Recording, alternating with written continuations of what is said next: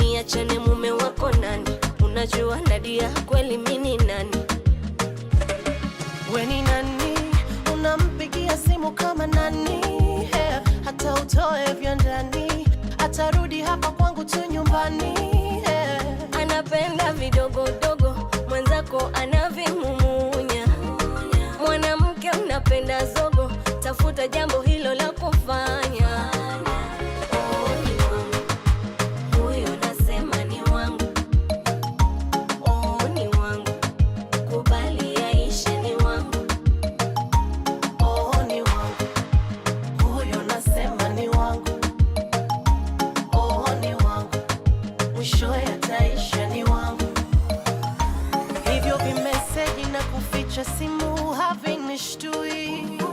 Atachoka nawe, wengine aende, yule hakagui.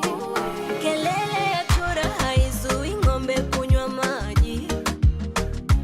Kwangu habanduki, kwako hatoboki, na kwa maana ye anapenda wife material, mwenzako anakudanganya. Mwanamke una kasoro, tafuta jambo hilo la kufanya.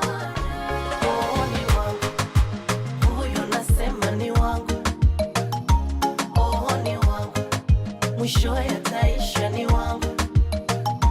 Oh, ni wangu. Huyo nasema ni wangu. Oh, ni wangu. Kubali yaishe ni wangu. Mi sitakoma, koma, koma, koma. Mi sitakoma, koma, koma, mama. Ntakukomboa, komboa, komboa, komboa.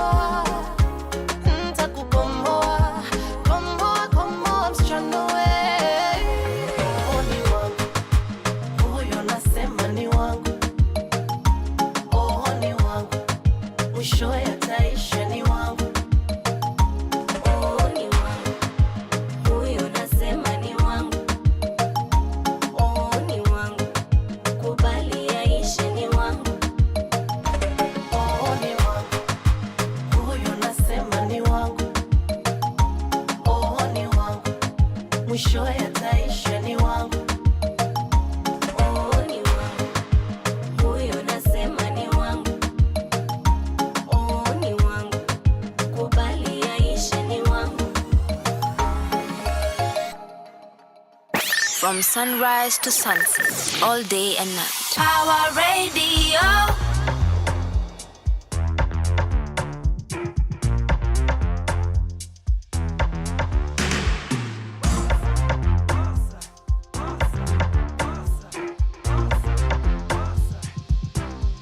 Umenitesa nimetosheka, roho imezoea, ukitoka ninajua leo sitatulia. Kile nafikiria, huna idea, yale napitia. I know you know. I watch you put on makeup, standing by the mirror. Your vibration is familiar. Yeah, it's a trigger. Nakumbuka ukiweza kunifurahia. I wish you would stay, but I know you moved on. Nakujua tena sana, nikikuona najua kile unawaza. And you know, naeza jua ukidanganya. So I find it so confusing when you lie, love. It gets so lonely, usiku tanipata na mawazo. You say you love me, but najua uliniachanga kitambo. Najua uliniachanga kitambo. Oh.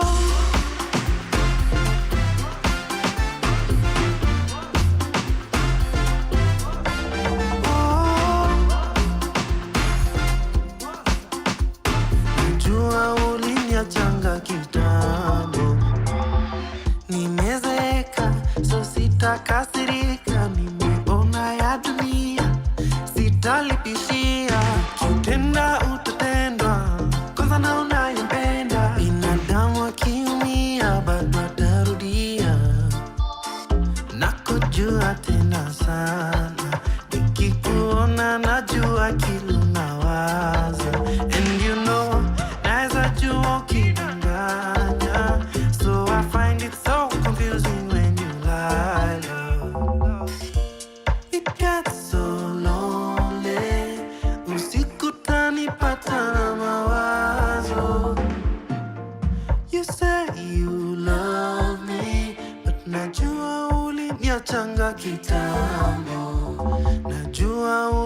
uliniachanga kitambo. Oh.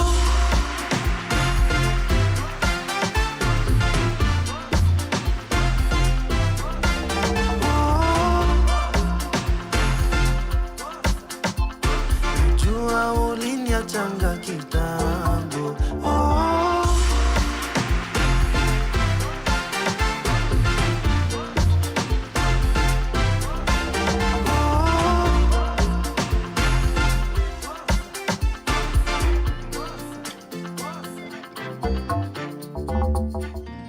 It gets so lonely. Usiku tanipata na mawazo. You say you love me, but najua uliniachanga kitambo. Najua ushamua misi wako.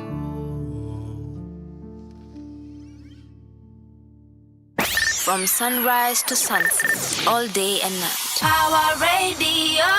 A very good morning, ladies and gentlemen. Welcome to the Wednesday edition of the Power Morning Drive Show with me, Wanyoike. This is the Power Morning Drive. Yes, you heard me right. You are listening in to Power Radio. That was Mutoria with Lonely, something that we are trying to make you not be, because when you join us on the Power Morning Drive, you definitely cannot be lonely. Remember, you can get in touch with us on our social media handles. We are at Power Radio across all socials, and you can also find me on my Instagram, that is at Wanyoike, and also you can find me on my X or Twitter, whichever you want to call it, at the Wanyoike. Tubongeshane pale, and also you can call in, text in live on 0748 379 231, and let's get right into it. All right, so I give you a couple of the lineup on the show this morning. Of course, we start off with the day's traffic updates. Gotta let you know what is happening on the roads of Nairobi, at least the major roads of Nairobi. You need to know which ones to avoid and which ones to go on. And then we will get into a slight and little newspaper review there. And then after, we shall be having a team from the Africa Youth Leadership Forum, AYLF. We had some of them last week, but this week again, we have them again in a continuous conversation about young people reshaping the conversation around democracy in Kenya, and why it's important for us to keep mainstreaming the progression and the inclusion of young people as it pertains to issues of democracy, governance, as well as political participation. So this is a conversation that you definitely do not want to miss out on. So let me just get right into the traffic updates this morning. And I start off, of course, with the Thika Superhighway. It's looking absolutely like a nightmare this morning, actually. All the stretch from KCA University into town, things are looking not too good on your end. We also have the same situation happening along Outer Ring Road. Do all you can to avoid that route this morning. Let me see what is happening along Limuru Road. It's also looking like mayhem. The madness starts at Village Market all the way down towards the very embattled Karura Forest. Yeah, let's see. Lower Kabete Road is also looking very busy this morning. Today, traffic starts shortly after the Kenya School of Government, actually. That is quite unheard of, and it goes all the way into the Westgate, the Spring Valley police station area. So please avoid, if you can, avoid. Same situation also happening along Peponi Road. It's absolute madness on your end as well. Let's see what's happening on Ngong Road.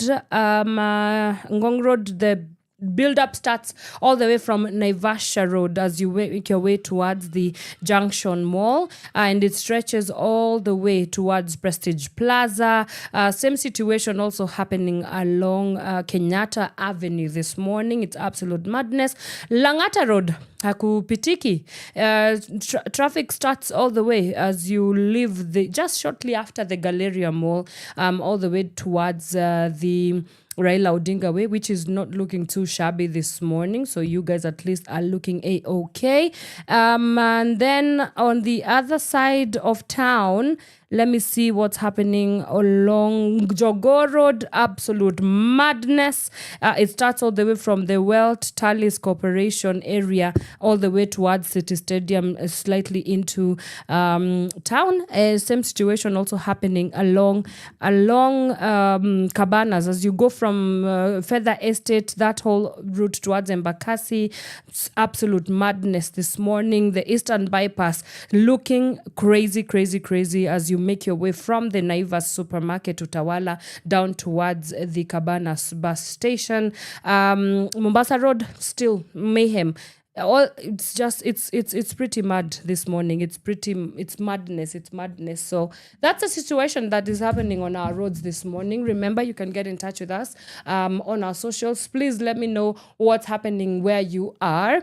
The hashtag to use is hashtag Power Morning Drive. Let me take a quick breather. We come back and we get into the day's news updates. Keep it Power Radio. From sunrise to sunset, all day and night. Power Radio.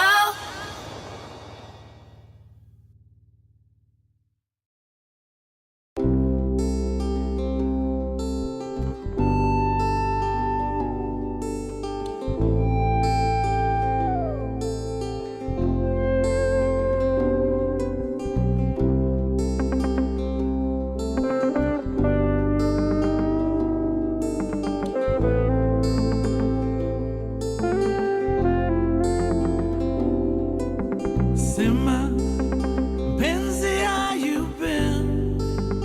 Unaendeleaje? Amani aje? Yeah. Sema mpenzi, how you been? Umepotelea wapi? Umefanya nini na nani? Unajua babe, it's cold outside. Fancy, won't you come inside? You don't have to hide your love. Unajua Ati, baby, I'm your guy. Fancy, put your pride aside. You don't have to hide your love. Sema mpenzi, how you been? Habari ya maisha. I miss you, my teacher, yeah. Sema mpenzi, how you been? Umepotelea wapi? Umefanya nini na nani? Unajua, sema ate. Ati, baby, it's cold outside. Mpenzi, won't you come inside? You don't have to hide your love.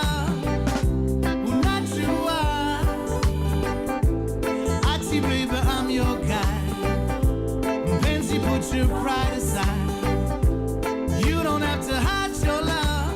Sema mpenzi, I've been fine. Sijui nisemeje.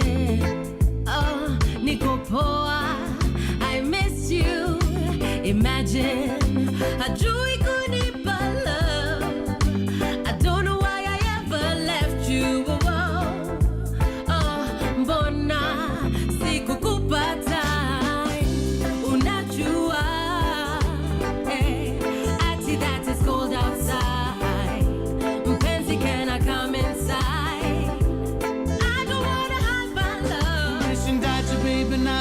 Him and you're not here, nakuhitaji. I'm used to it, you know, nimekumiss, nitakupenda milele. Even though I'm not around you, there'll always be room for you right here kwa roho yangu. Unajua Ati, baby, it's cold outside. Fancy, won't you come inside? You don't have to hide your love. Unajua, sema ate. Ati, baby, I'm your guy. Put your pride aside. I'm gonna put you don't have to hide your love. Not you are. I say, baby, I'm your guy. Fancy, put your pride aside. Yeah.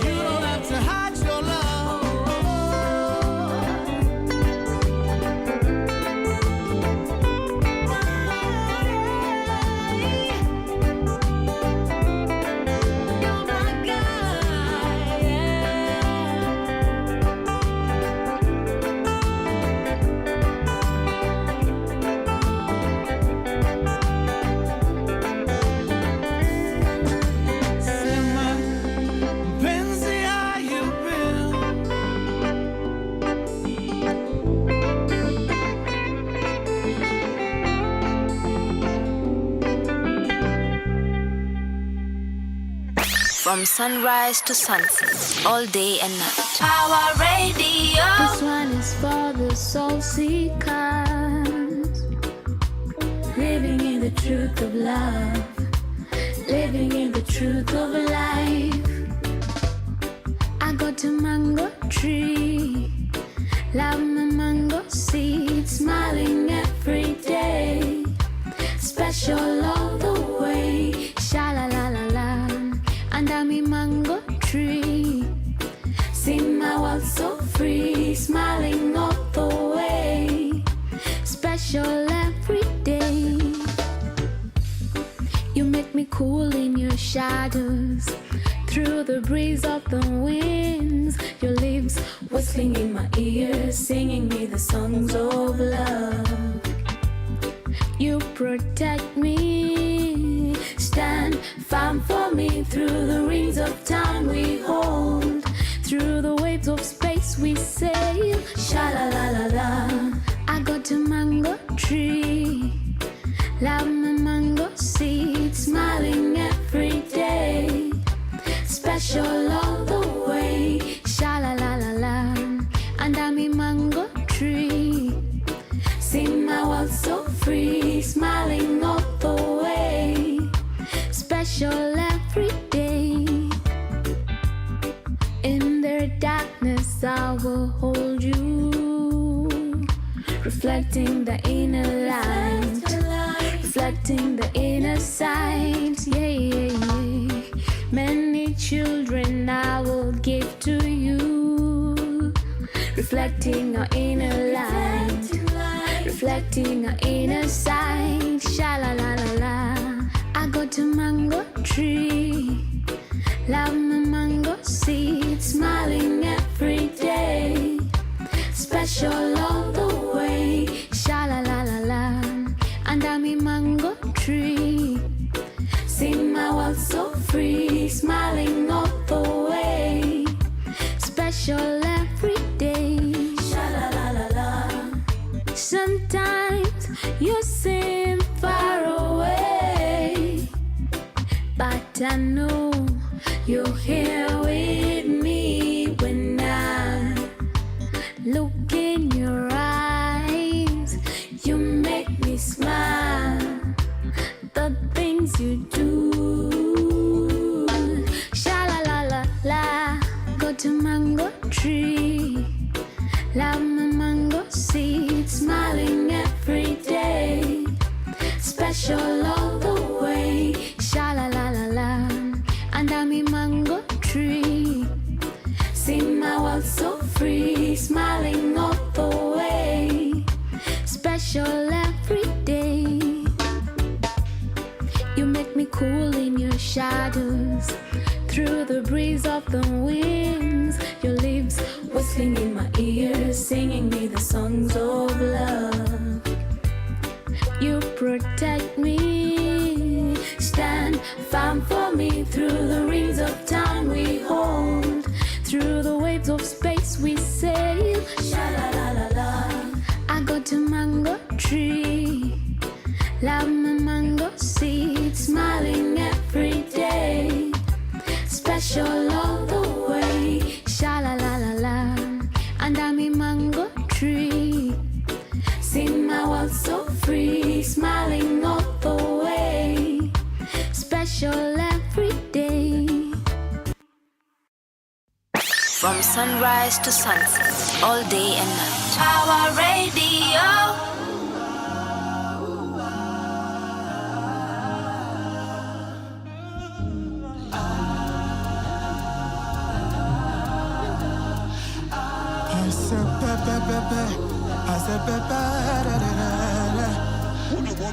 Unawasha moto hata bila kuwa na kibiriti, ufanya nini ndio ukaange tufiti hivi? Akimama mpaka moyo wangu unasimama, Na ungekuwa chakula penzi wangu ningeweka nyingi. Kupata mchuzi kama wako manze si rahisi ya kimama. Sitaki tena mikukudanganya. Chumi ukuonea mbali na kuangana tamani. Venye sijawahi sema sitakangi drama. Je uko na chali ama uko single? Na kauko single pia naeza dai tumingo. Na itakuwa uchungu sana ukinilenga. Juu kwa ndoto zangu waukuanga wangu. Na si upendana for real, for real. Nataka ukuwe wangu for real, for real. Nataka ukuwe wangu for real, for real, for real. Njoo basi ukuwe wangu for real. Yeah, Kidege, kidege, tumepanda matatu lakini kesho ndege. Penzi mimi na wewe, juu hii safari jo sioni bila wewe. La salama salaminda kufikisha hapo. Fumba na ufumbue macho, nataka niwe wako. Njoo nitulizie mawazo, nataka penzi lako. Kuja nimefungua milango, iko wazi juu yako. Na itakuwa uchungu sana ukinilenga.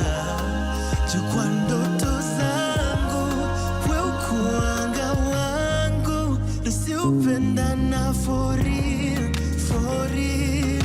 Nataka ukuwe wangu for real, for real. Nataka ukuwe wangu for real, for real, for real. Jo basi ukuwe wangu for real, for real. Nataka for real. Nataka ukuwe wangu for real, for real, for real. Njoo basi ukuwe wangu for real. Uwe wangu, uwe wangu, uwe wangu, uwe wangu, uwe wangu, kuwa wangu ma. Uwe wangu, uwe wangu, wangu, uwe wangu, uwe wangu, uwe wangu.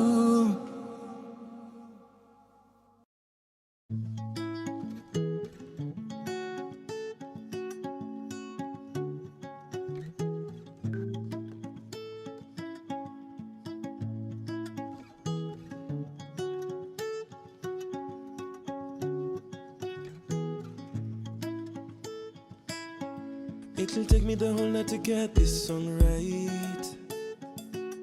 But when I'm done, I hope it'll be better than your breath in the morning when you're yawning. Baby, I wanna be with you by your side in the AM.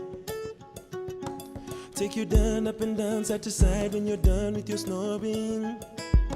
It might take you a while to get past excess energies. A little while longer, cause of all the fuckboy tendencies. Lakini muda ni mfupi. Now we got romantic fantasies. Baby, now I have your heart, so please give me your hand. I'm telling you this, I wanna marry you twice. That will make me feel nice, make you be my wife. Let's do this for life, let's do this for life. Make I tell you this, I wanna marry you twice. That will make me feel nice, make you be my wife. Let's do this for life, let's do this for life. Girl, I've been searching, searching, searching, searching for you. And now I finally found you. Ever since I met you, I knew I finally found love. You make your bad man sing this song. You make me want to be your son. So when you cry, I'll say I love you. And when you smile, me do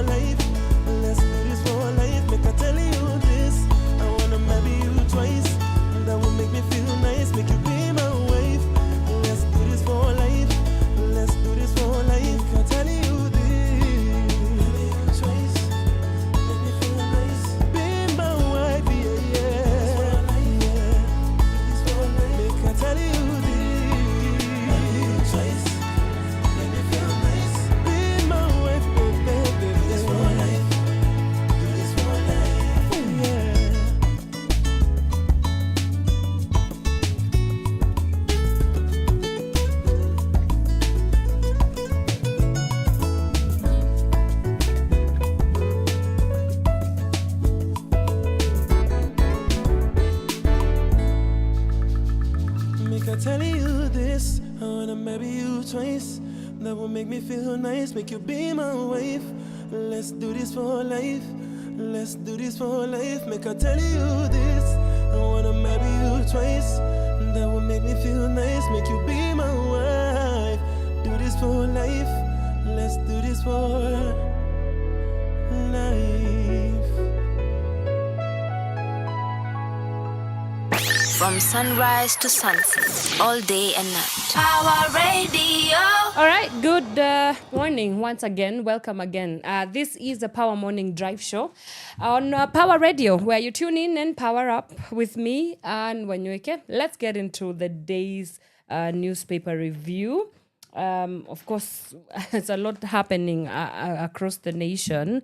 So we start off with the Daily Nation, and the top story on the Daily Nation this morning is why Raila saved Sakaja. As you may know or not know, there was a looming impeachment to oust the governor of Nairobi, Johnson Sakaja, from his gubernatorial seat. Some of the claims that were being gazetted by the many MCAs within the county governments was that he was not, he was out of touch with what the Nairobians need. We had also claims of misinformation, communication lapses as well. We also had complaints from the MCAs about the mismanagement of just Nairobi and the funds in some of the projects, government projects as well. We also had an issue of delayed disbursements of the bursaries. So a lot of a mixed bag of many things that were not aligning with the MCAs that they felt that was the fault of Governor Sakaja, and so they needed to impeach him. But Ruto and Raila have come in to save him, and so we will get into that story. And let me just see what some of the three key points that have been mentioned by the Daily Nation is worry about disruptive poll campaigns in the capital city if governor and deputy are ousted.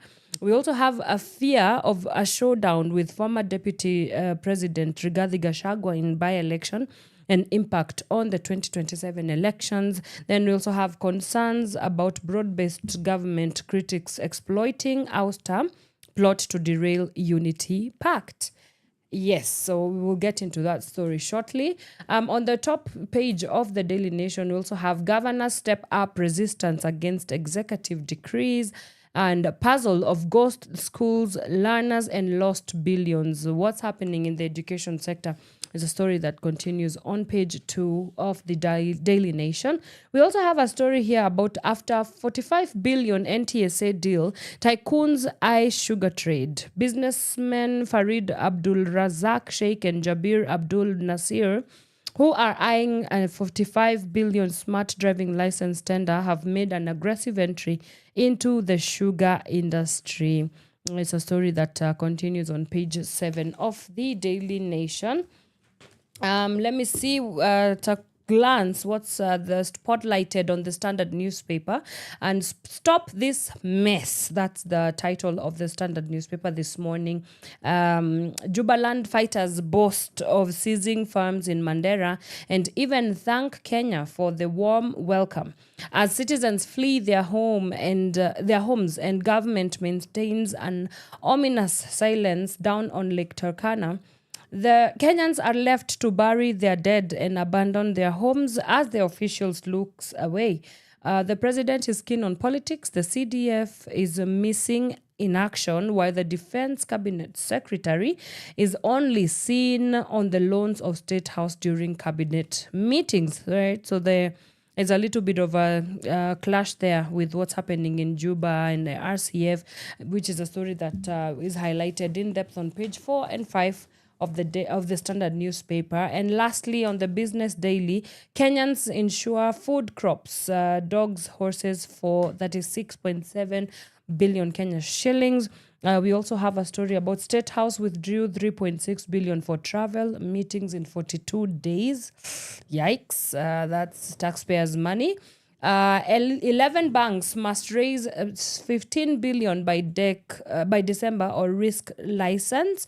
A story on tax policy shift leaves Nova School fighting. And finally, Kampala Dar beat Nairobi in prime warehouse rent yields. If you want to get more on that, please grab your copy of those papers and be sure to catch that story. But let's also listen into the president had something to say about the ongoing SHA rollout. Apparently there are changes to that. Let's listen into what he had to say, and then we can come back and discuss a little bit more about it much later. All right, we seem to be having technical hitches, so let me just focus on this story on the... And I am... Okay, we got it. Okay, let's go back to it. Very happy that hata kama watu wananipigia kelele wale wanalipa zaidi, lakini that is how we are going to have a nation where nobody has to sell their property, mtu asiuze shamba, mtu asiuze ng'ombe, ati anaenda kulipa bili ya hospitali. Na ndio sasa hapo kwa SHA tumesema kila mtu ajiandikishe. Na unajiandikisha for 2 reasons. Number 1, so that you get free treatment kwa outpatient, all outpatient. Yule mtu unaenda hospitali. Unaenda hospitali. Dispensary, health center, level 3, level 4, sub-county hospital. Unaenda hapo, unatibiwa, unadungwa sindano, unapatiwa. Right. All right. Welcome back. Yes. So that's the president there. Alikuwa anapigia debe this ongoing rollout of SHA, saying that apparently it is going to work for people. And this just came amid a crackdown of what has been happening with it. You know, the major claims have been that it's not working, absolutely not working for the common mwananchi. We also have actually the other story that has been making headlines just a couple of days ago or today, if I'm not wrong, that the government seemed to be saying that the Hustler Fund has been clearly working for Kenyans. And since its rollout in 2022, so far we've seen 72 billion Kenya shillings given out to loan. And of course, with the setup of Kenya, the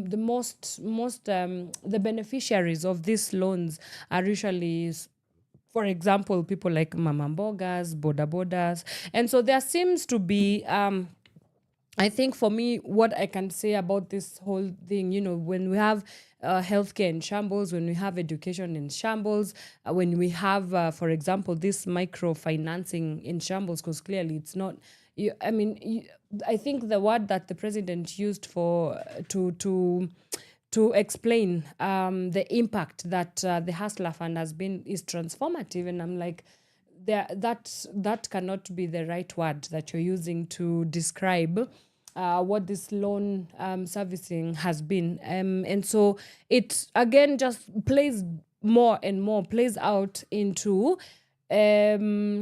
one, a continuous and blatant, I think, denial of the government towards its people of some of the things that should be working, but it's like in our faces they are not working, but the government insists on and on and on and on that it has the best interest at heart of its people. And so again, it's, you know, let us know. Hit me up and tell me, do you think that SHA, with this new rollout, as you've heard the president speaking about it there, do you think it's going to work, even if you're making those people that, for example, are within the highest tax bracket and so they pay more? That doesn't necessarily mean or translate to the fact that the ones that are within the lower tax bracket will be able to be facilitated. So when you go and access a hospital, for example, will they be sure to get medicine? Are they going to be sure to get doctors, you know, who I know that there is a looming strike as well again. So yeah, it's really not about financing. Of course, healthcare needs a lot of financing, and actually it should be domestic financing. But I don't think that overpricing those people that lie within the highest tax bracket is going to solve most complex problems within the healthcare system. I think there needs to be just a clear understanding and a clear smoothening of the systems within the healthcare system, so that everybody in it, as long as you want to access healthcare in this country, you know, there is a possibility for you to be able to do that as well. So it's but let us know what do you think and what do you make of that this morning. And that leads us to the end of our daily newspaper review today. You can grab your copy of the dailies to get the full scoop of the stories that have been highlighted there. And now it's time for me to get into our day's conversation. Today I'm joined by a team from the Africa Youth Leadership Forum. We are still continuing with this conversation about mainstreaming youth voices in democracy. What is AYLF doing in terms of creating and opening up the space for young people's inclusion in reshaping and rethinking and reimagining how democracy is done in this country. So let's take a quick break. When we come back, we will get right into our conversation this morning. So do keep it Power Radio.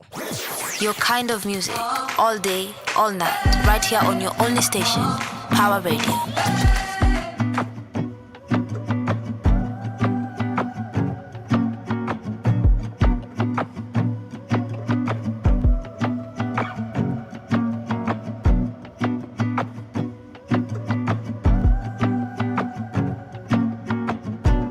And I am very happy that hata kama watu wanalipa zaidi, lakini that is how we are going to have a nation where nobody has to sell their property.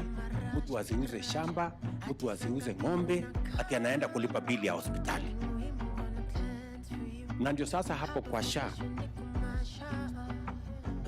tumesema kila mtu ajiandikishe. Na unajiandikisha for two reasons. Number one, so that you get free treatment for outpatient, all outpatient. Yule mtu unaenda hospitali, unaenda hospitali, dispensary, health center, level 3, level 4, sub-county hospital, unaenda hapo, unatibiwa, unadungwa sindano, unapatiwa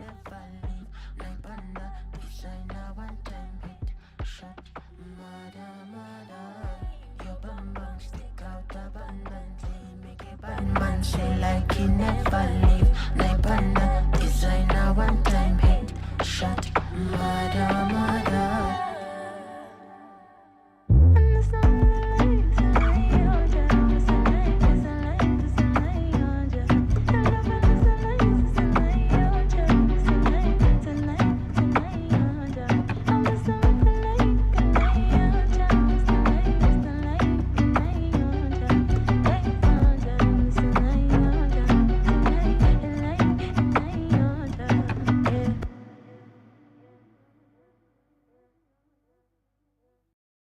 From sunrise to sunset, all day and night. Power Radio.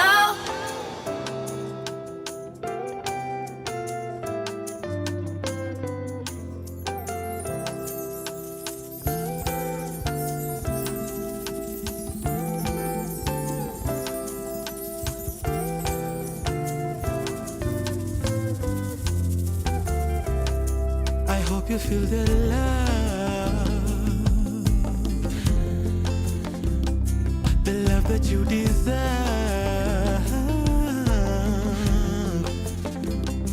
I hope he makes you smile and he cries when you cry. I hope he's always by your side when you need a shoulder to cry. I can only your bed or boo.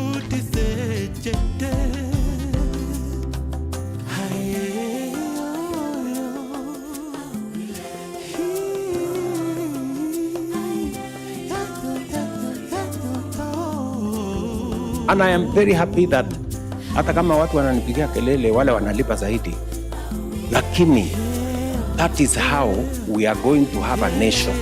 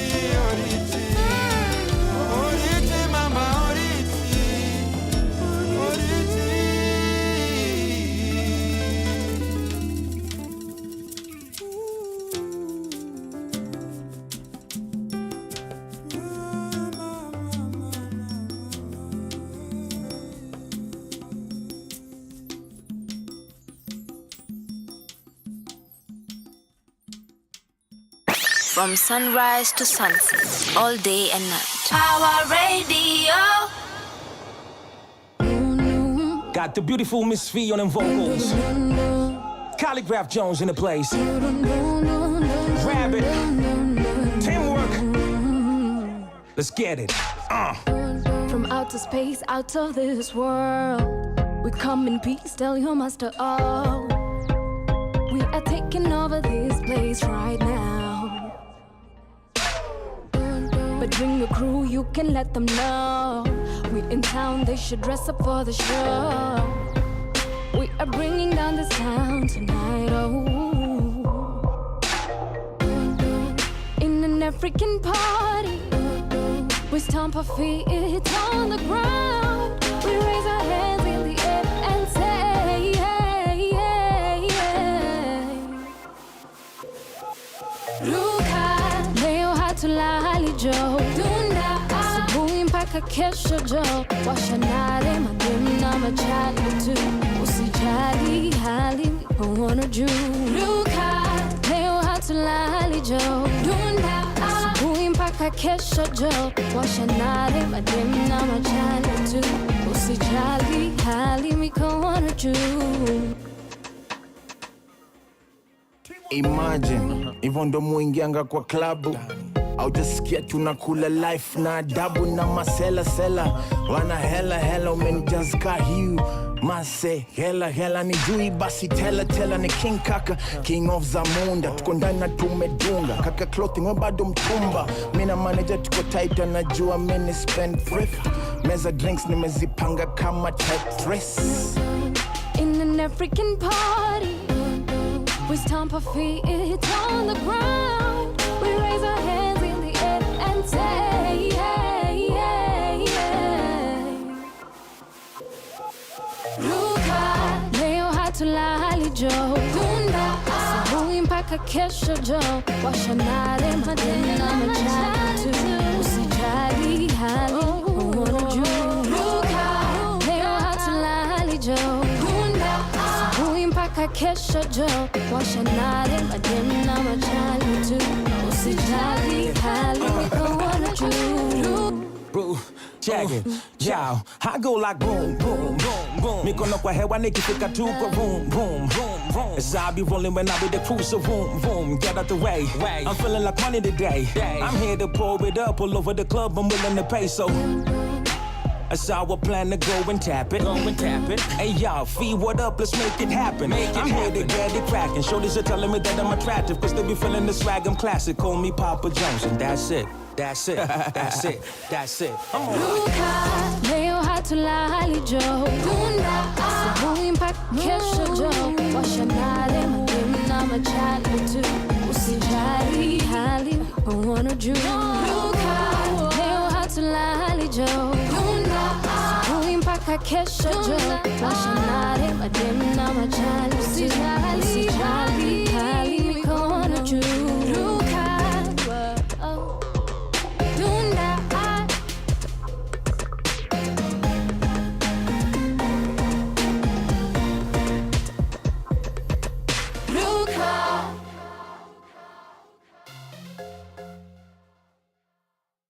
From sunrise to sunset, all day and night. Power Radio.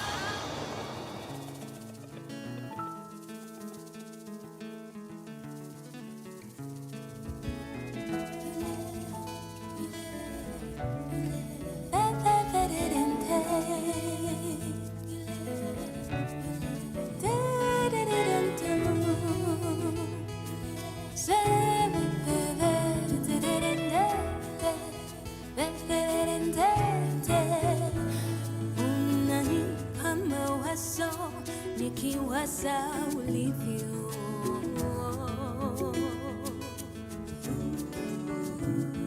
sauti yako tu mpenzi yanichanganya bu, sura, shepu na tabia mpenzi misuli tu yananichanganya tu.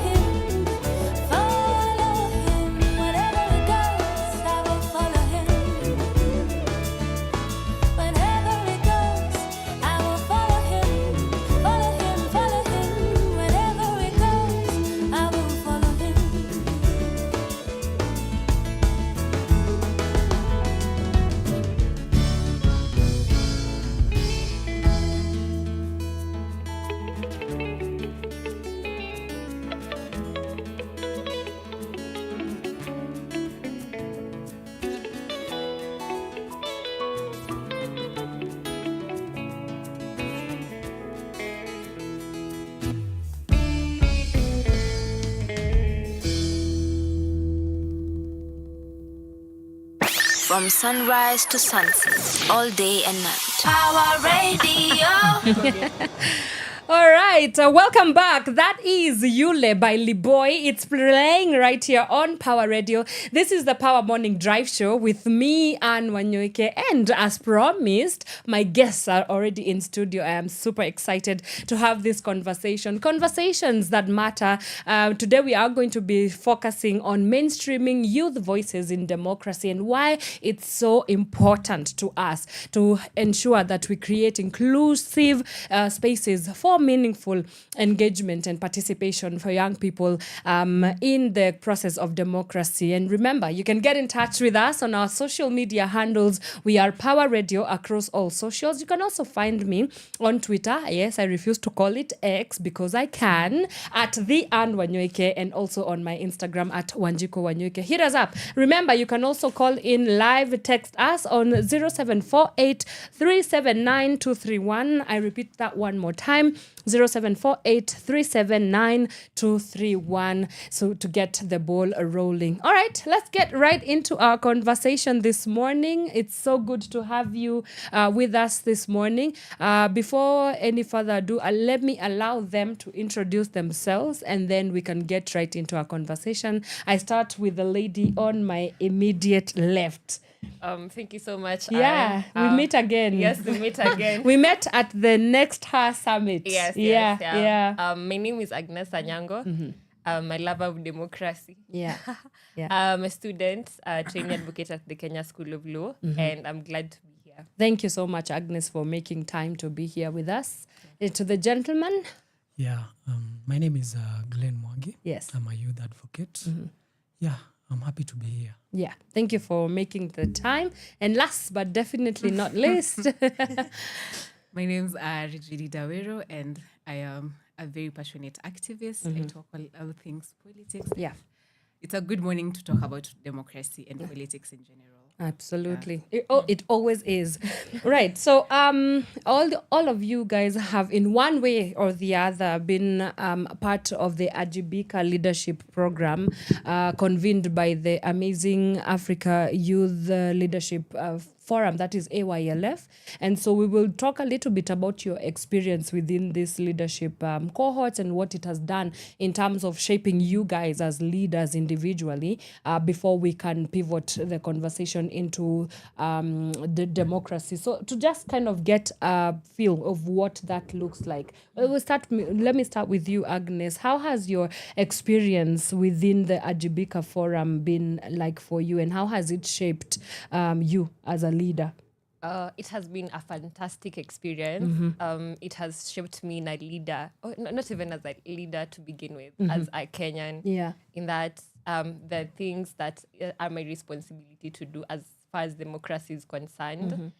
Because I realized, I think one of my biggest takeaways when I was part of the program is that you can write a memoranda to your governor, to your MCA. You can always take responsibility.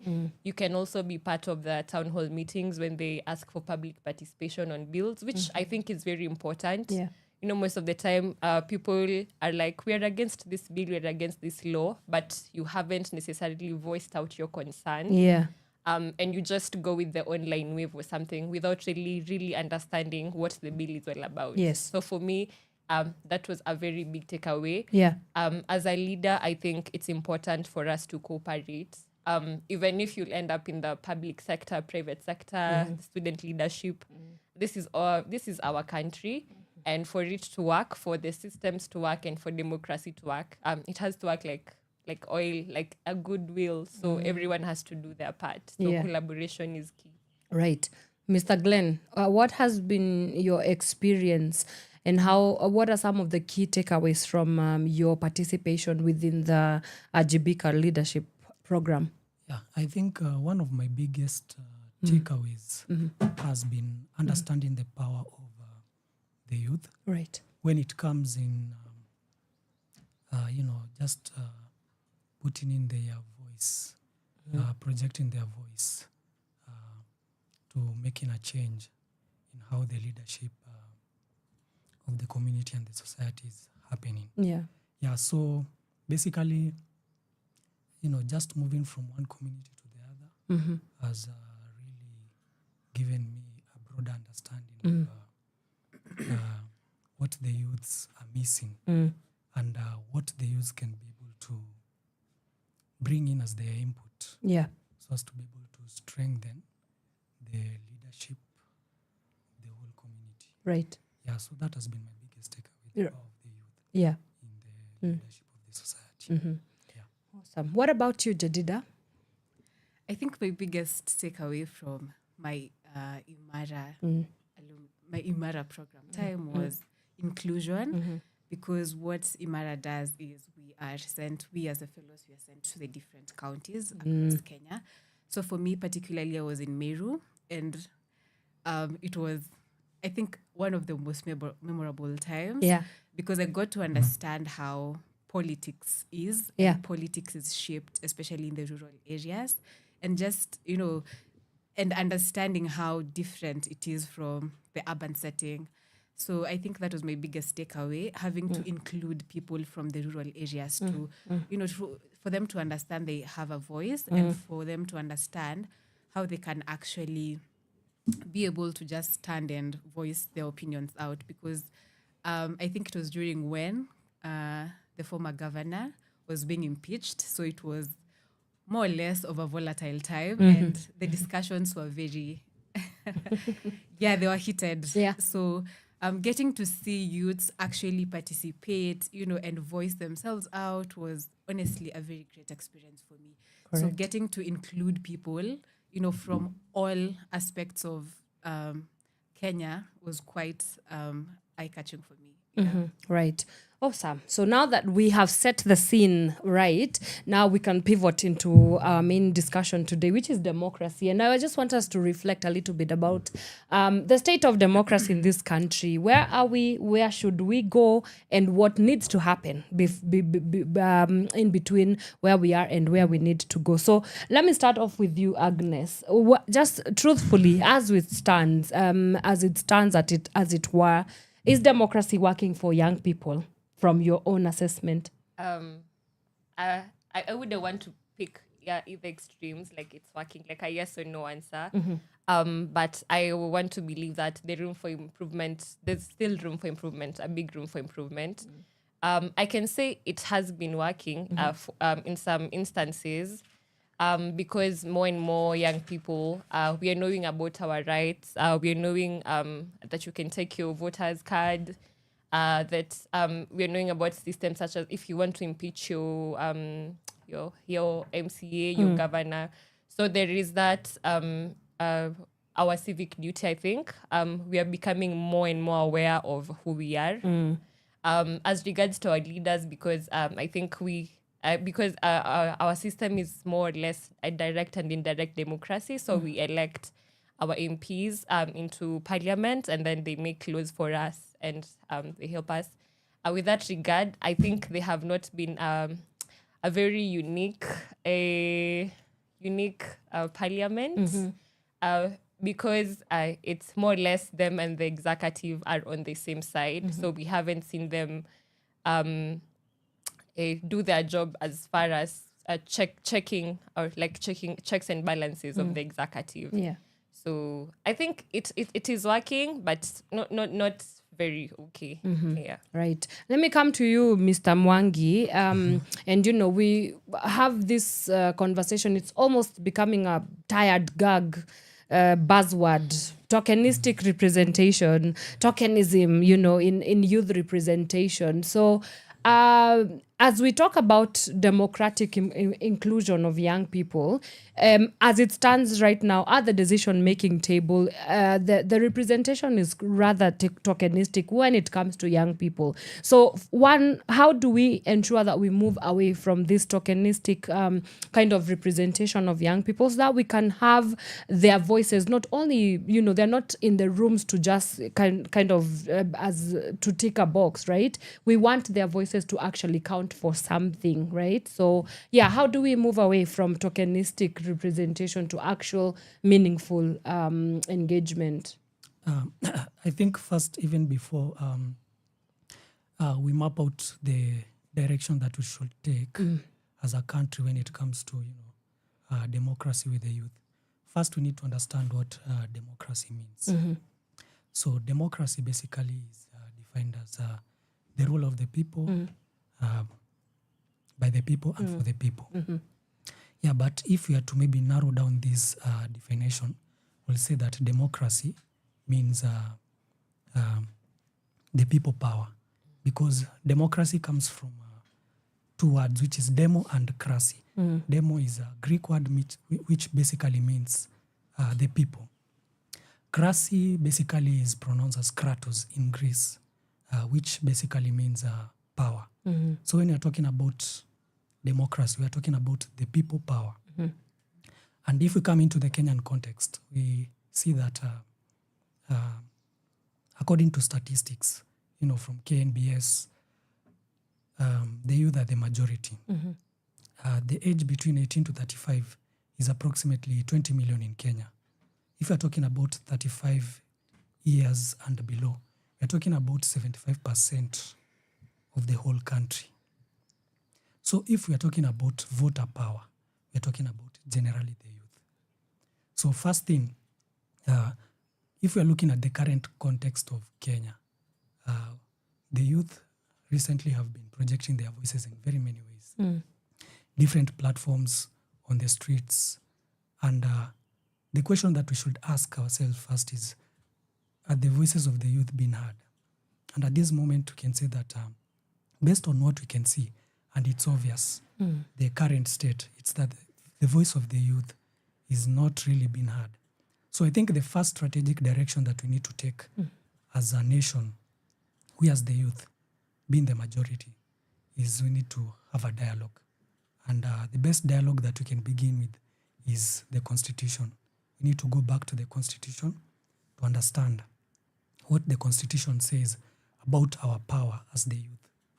So, and some of the changes that we really need to embrace as a country is to understand that as the youth, being the people who have the power, we need representation, specifically in the government, to begin with. Yeah.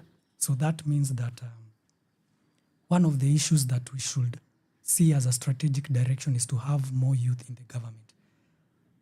Personally, I believe that having 60% of the youth in the government is really important to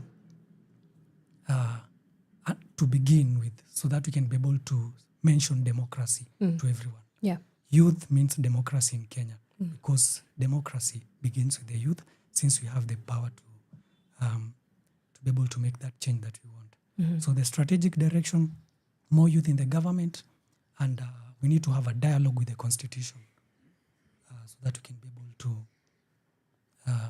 have that impact that we desire. Right.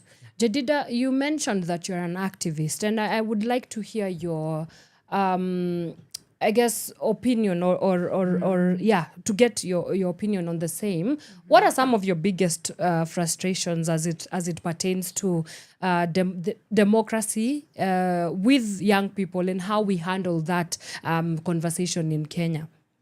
Okay.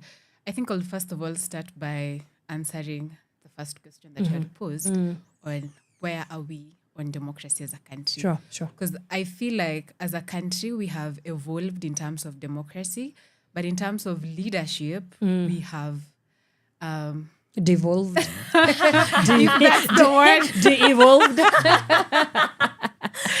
I can't even get the word, but I think we are all in the same boat. But yeah, in terms of leadership, we have seriously retrogressed, because if you look at how we have, or rather how leaders behave, right from personally the government that I found was Kibaki's government up to whatever we have right now. Whatever we have, we can actually question whether it's a government or it's a chama. Yeah, but I feel like the more our democracy evolves, the poorer our leadership becomes. So the biggest question is, how are we handling it? What are we doing in terms of this? And I really like how Glenn has put it in terms of Constitution, because I feel like what we do as a country is, because of the kind of leaders we have, we keep on the whole idea of thinking that simply because they come from our tribe, our place, they have that bargaining power on us. And therefore, if they keep on telling us, you don't have to read the Constitution, tumesoma kwa niaba yenyu. And, that sort of makes us become, we don't progress, because the moment we do not accept that Constitution is what we need to move forward, we lose the whole thing. Yeah, so from my end, I think I am really frustrated as a youth. Right. Because if you talk about education, if you talk about health, transport, I mean, there are some things that are working, but majority of the things are not working. And that is why we keep on advocating for things to actually work, because we know and we understand the potential of this country. We have seen it work. So why not? And that is why we keep on advocating, whether it is in the very small ways online, Gen Z protest, in whatever way, we are really trying our best, because we know and understand the potential of this country. Yeah. Correct. You've talked about the Gen Z protest, and now 2024 came, we went out to the streets, whatever happened. Same script come to June 2025, went out to the streets, protested, but I guess months in, or almost a year and a half later, we're still dealing with systemic issues. I mean, it was great, it was amazing to see young people going out to the streets and protesting for what was rightfully theirs, but there is definitely a danger in not having mechanisms for sustaining the momentum. So as we encourage people to go out to the streets, yes, how do we ensure that even at the boardroom level, policies, kind of creating that mechanism? I'm saying that, how do we ensure, I guess my question is, how do we ensure that we are not wasting our experiences, that when we go out to the street, it's great, but it's not a wasted experience, because we know how to translate it into structural mechanisms and to sustain that momentum. How do we go about that?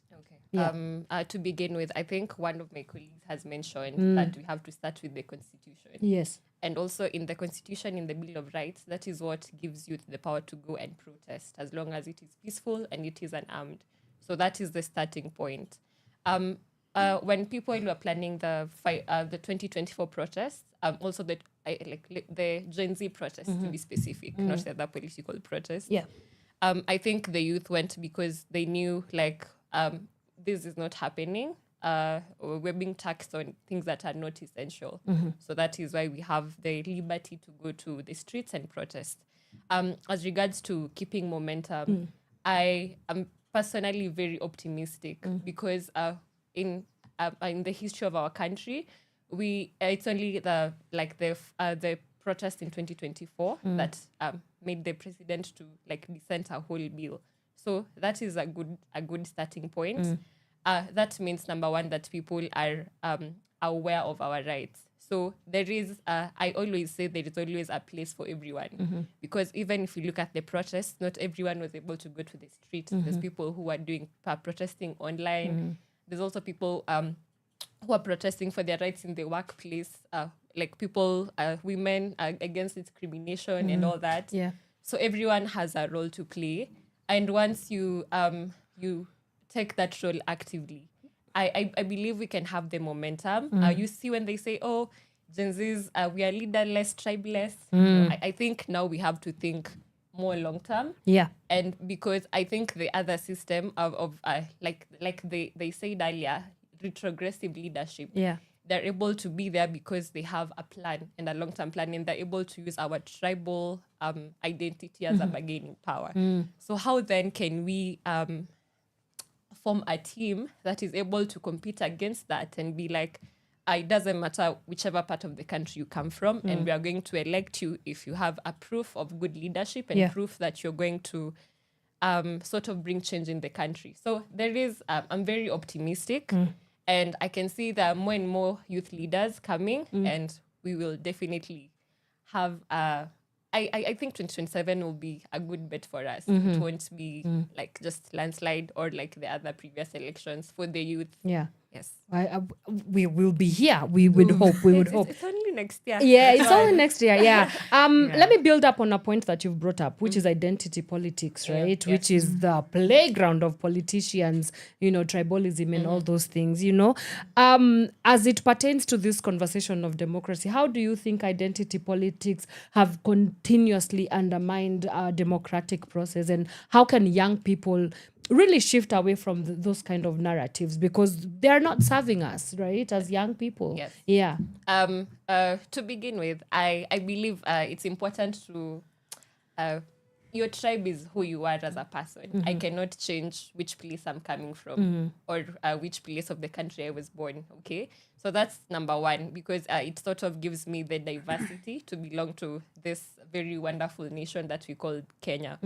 As far as politics is concerned, we have seen, if you look at the protest, it wasn't youth of a specific place that were on the streets or people who are frustrated. So number one, that means that whoever you are, if you're on the top seat and you're not doing your job, everyone is going to suffer, because the government is for everyone.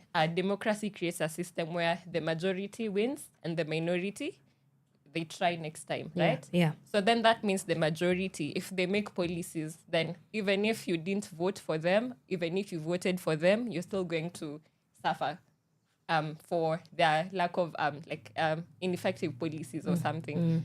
And it's important. I like it. I like how the Gen Z, we planned the last year's protest, because it wasn't because you're from this side of the country. No, it was we are tired. SHA is not working. The help is not working. It's so hard for a young person to get a job. Like, you have to have connections. It's like they're gatekeeping everything. Right.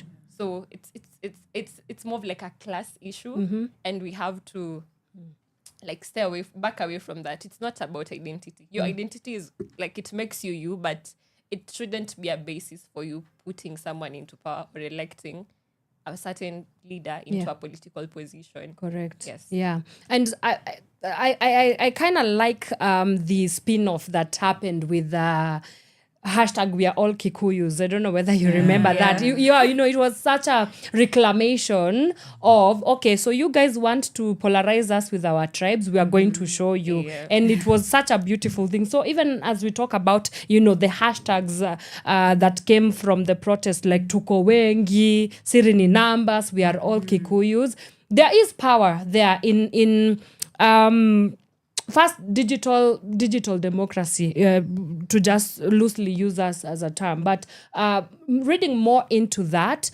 it's the conversation about young people being empowered enough to know the power of their voices, and not only know it, but also own it, right? So, but there's also conversations that I have with young people, and they do not know that they actually have this power. They do not know that they can own their voices. So even as we talk about young people's ownership of their voices, Glenn, let me come to you. First of all, how do we ensure that they know how to identify the power that they have, the power of their voices, and how do young people own their voices, even as we talk about engaging in political discourses, democratic discourses, and any other space that young people should be in?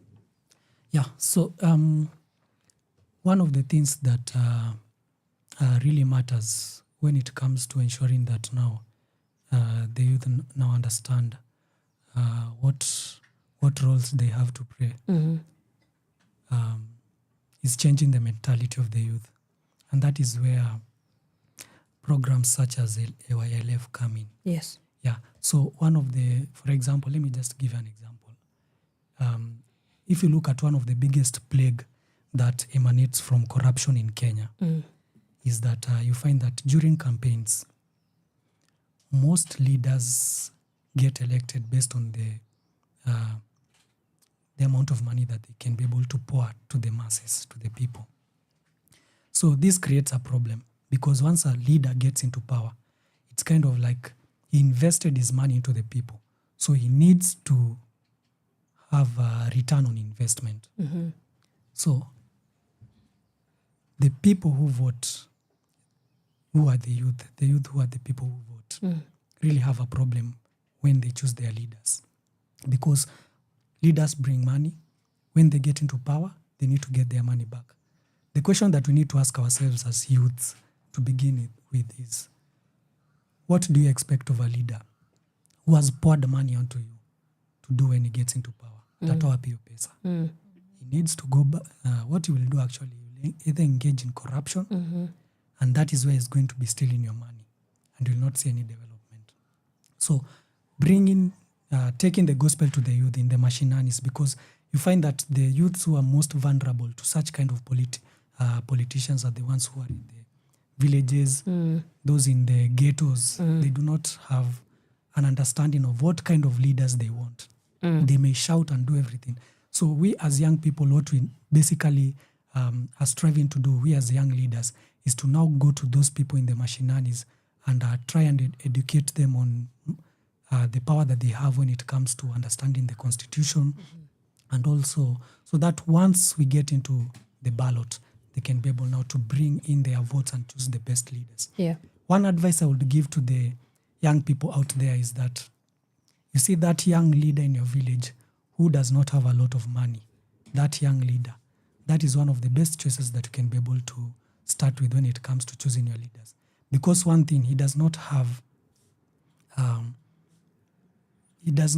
anything to lose. He does not have anything to lose once he gets into power when it comes to returning on investment.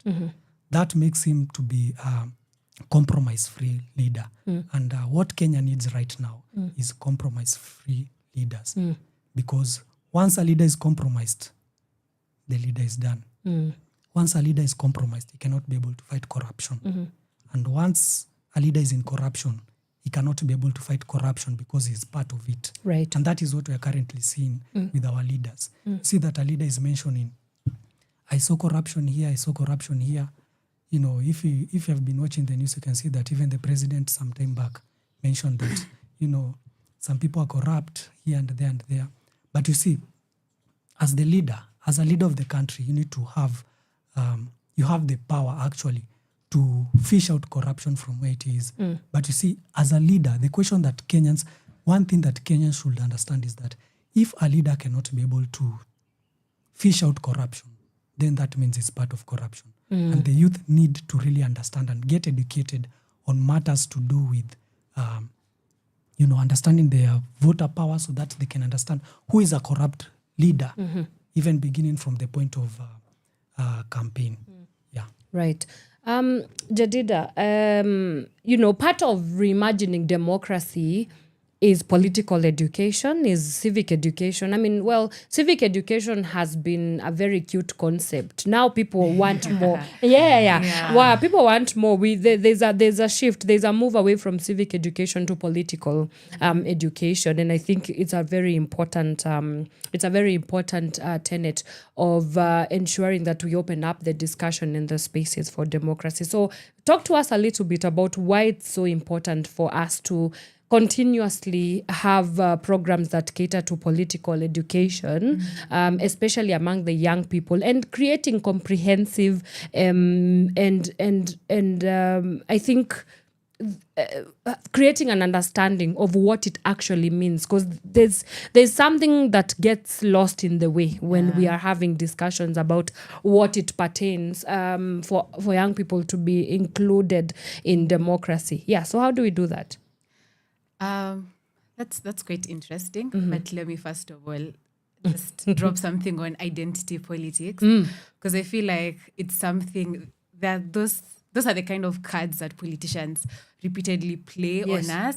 And I think in our naivety and in our mtu wetu eras, we sort of buy the cards. So if you're very keen during the Gen Z protests, there was this emergence of a very subtle but, a very noisy and loud word by politicians, and they kept on saying that Gen Zs are going to protest, eating KFC in Ubers and taking selfies on their iPhones. Yeah, I wish I had one. I wish you were going in Ubers, Right? all of us. Right? I mean, people To are afford walking from KFC? Thika to town. Bold of you to assume. Anyways, Yeah. we digress. Yes. So I think in a very subtle way, Yeah. you can see and understand that they are now understanding that tribe is not a card that we really want to play. Correct. So what propaganda, what agenda can they sell to us? Yeah. And that is why they want to seriously infuse in us that social class sort of card. And even Elitism. now, you can just, in a very subtle way, you can feel how much they are selling that agenda. Yeah. You know, in as much as, you know, your youths, there are those youths in the urban area, there are youths in the rural areas. You know, at the end of the day, you all are not equal, which is true. But at the end of the day, we are all in Kenya. So the reality is the same. Yeah. If I buy sugar at this price in Nairobi, the person in Chemelil or Kisumu will certainly buy at almost the same price. Yeah. So I think it also calls on us, we as the voters and we as the citizens, on, you know, our agility. How are we going to buy this?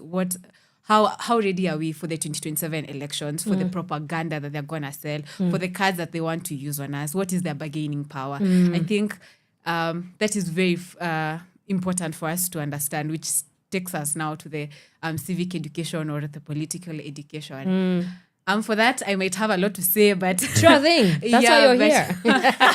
But just to start on, I think our education is the biggest problem, I would say. And as a person who is working in the education sector, I think our education has been lacking since the inception of this country, because every generation has been having a different kind of information passed down to them. If you look at whomever we consider the boomers, you know, they had a different idea of what liberation or independence looked like, which now shapes how they look at democracy or even leadership and politics in general.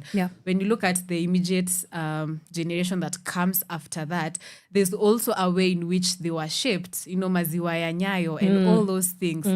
You know, and this shapes how they actually understand and how they relate to politics. When you get to the millennials, whom we are sort of very hard on as the Gen Z, but is with love. Please. Love. You are talking to one, so you better tread sorry. carefully. But you get the point. I do. I get it. Yeah. I get it. If you look at the kind of education, because for them, I think it was more of a transition. And, you know, from the Moi to the Kibaki era, things were changing. You know, you're having free education and all those things. That shaped how they understood politics. And now to us as the Gen Zs, there's also a way in which we understand, or rather education shaped our understanding. For us, I think we are more of a liberal generation because, you know, our teachers were able to break down to us. And for us, we found, you know, that you millennials had already set up this space for us. And, you know, we took and ran away with it. And this, therefore, makes me question, you know, what are we doing as the Gen Zs for Gen Alpha? Right. Because democracy and freedom and independence is all a generational thing. It's not a one-time thing. You know, as Wangari Maathai said, freedom is something that you fight for. And once you get it, you continue fighting for it in order to safeguard it. It's not something that, you know, you just find one day and then you're like, oh, my problems are over. No, it's something you continuously fight for it.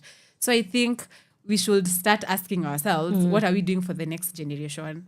You know, mikakati gani, tumetenga nini? Tumetenga nini for them to come and, you know, find move something on. to work with. But generally, I feel like our education is lacking in terms of civic and political education. Because if I was to even personally say, as a person who has done history and even political science in my undergrad, I think it was more of a whitewashed education because you'll find even, you know, just from the quoting, from how we would write our thesis, it was more of a, you know, a European idea. Like for you to sound, you know, learned or you have to quote Albert, I don't know, Einstein, you have to quote Aristotle.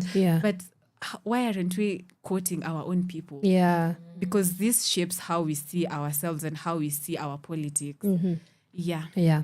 Well, maybe what we need is a miseducation and not an education. Lauryn Hill has a whole album about that. Maybe Gen Zs might not know who Lauryn Hill. You do? Oh, great. Fantastic. All right. Let me just look at some of the comments and feedback that we are getting. Shout out to Vincent Madenge. I think you all know him. He's saying that great delivery, Agnes, as usual.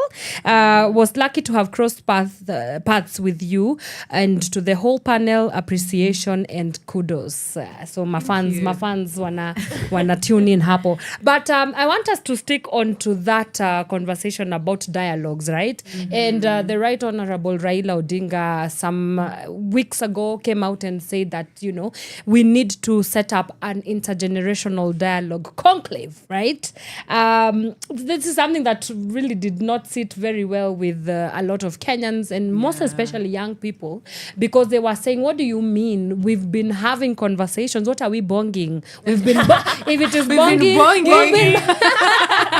if it is bonging, we've been bonging. So, again, another cosmetic move that looks very glossed over, but where is the impact? I mean, do we need another intergenerational dialogue conclave? For what? For what? If everyone, we elected you, let everyone do their job. I think that's the simplest thing to put it. Yeah. Because if they say dialogue, the youth who are going to be chosen are going to be specific youth and not, I feel, they will not going to be a very good representation of everyone. So even in that table that they say a conclave or whatever they call it, it's going to be excluded. Yeah. So there's no need for dialogue. I think that's just a way to waste the taxpayers' money. The best thing they can do, let everyone do their job. I mean, right now, look at the billions Shai is losing. Look at how many people are being left out of hospitals. Healthcare in these countries are a mess. Is in shambles. Exactly. Yeah. Even education, help. There's so much confusion for a country that brags itself as being the most democratic in East Africa. Yeah. I think it's questionable. It's very questionable. Yeah. What are we bonging, Glenn? I think personally that we have tried dialogue, of course, with the government, and it has failed. It's obvious. See, what some people are confusing with, when you see people on the streets, most people confuse them as, they like using the word Gen Z to these people. Yeah. But they need to understand, amongst those people who have been on the streets, are millennials also. Generally, if you were to say, who are the people who have been on the streets? It is Kenyans. It is not Gen Zs. It is not millennials. It is not Kikuyu. In fact, what I like about the youth is that they are tribeless. And that is democracy. Yeah. If we are to talk about democracy, that is democracy. And basically what the youth are asking for is uncompromised leaders. Having uncompromised leaders is democracy. So the time for dialogue, I think, is over. And as I mentioned earlier, I think the only dialogue that the youth can be able to use and that the government can understand is the dialogue of the Constitution. Yeah. And that means ensuring that every person who has a votal power understands what kind of leader they deserve to elect. And that means that we need to educate the youth more. We need to educate, and we need to build leaders more from the youth, uncompromised leaders, so that we can be able to come the next general elections. We can be able to start having the change that we need. But dialogue has failed. Now it's dialogue with the Constitution using the voters' power. Right. Yeah. Jedidah, what are we bonging? Do we really need another conclave, really? I don't think so. Because I feel like the more we keep on giving these people spaces and platforms, the more they have the cards to divert the attention of Kenyans, and they can be able to sell their agenda or propaganda or whatever they have to sell to us. Because we have had several dialogues. It's not one, it's not even 10, or there have been so many dialogues. So what is uniquely different about this one? What is different? What is new? Because if you look at the kind of things that keep on going on in this country, they're the same things. Whether it is corruption today in health, tomorrow it is in education. Whether it is insecurity. It is insecurity in Garissa, tomorrow it's in Mandera. Yeah. So what is uniquely different about this dialogue? Yeah. I think those are the kind of things they should tell us before we even think of talking about anything dialogue. Because as all factors constant, we are not bonging. Right. Nothing. Tumekata kubonga. Atubongi. All right. It's coming now to almost 20 minutes to the top of the hour. It's a good place to take a break right now. When we come back, we will get into the new IEBC voter registration rollout. What does that portend? Yeah, democracy is not just, citizens are not just voters, but we need to talk a little bit about that youth apathy and the radical shift that might look like for young people being the biggest voter base for 2027. So let's come back and talk a little bit about that on the show after this short musical break. We'll be right back. Do not move a muscle. From sunrise to sunset, all day and night. Power Radio.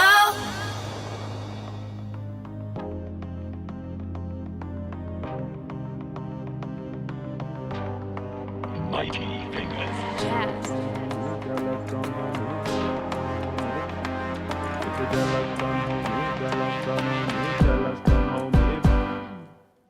I make mountains out of molehills, and it can be quite the scene.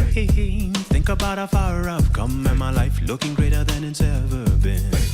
If I could eat my pie in the sky, it would be just my thing. Sipping on my champagne and my life looking greater than it's ever been.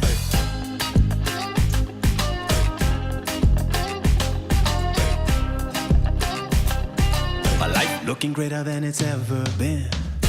How did you rise so fast, so high, and not melt your wings in the sun? You must be Africa's son. How did you rise so fast, so high, and not melt your wings in the sun? They say you must be an African. They say you must be Africa's son. They say you must be an African. They say you must be Africa's son. You must be an African. I don't know about my haters, but they should know about me.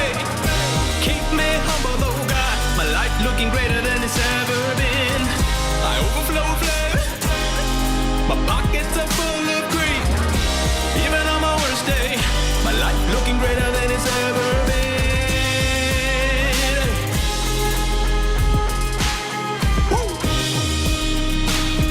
My life looking greater than it's ever been. How did you rise so fast, so high, and not melt your wings in the sun?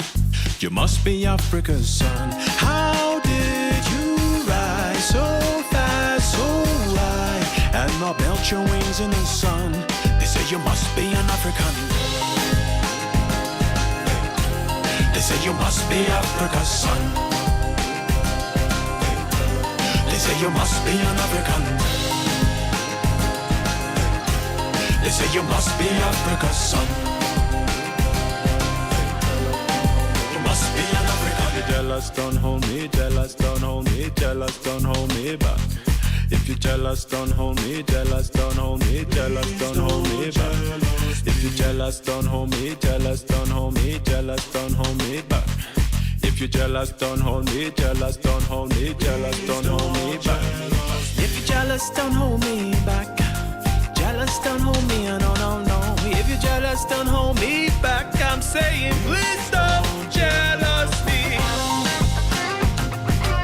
Please don't jealous me. I'm singing, please don't jealous me. Please don't jealous me.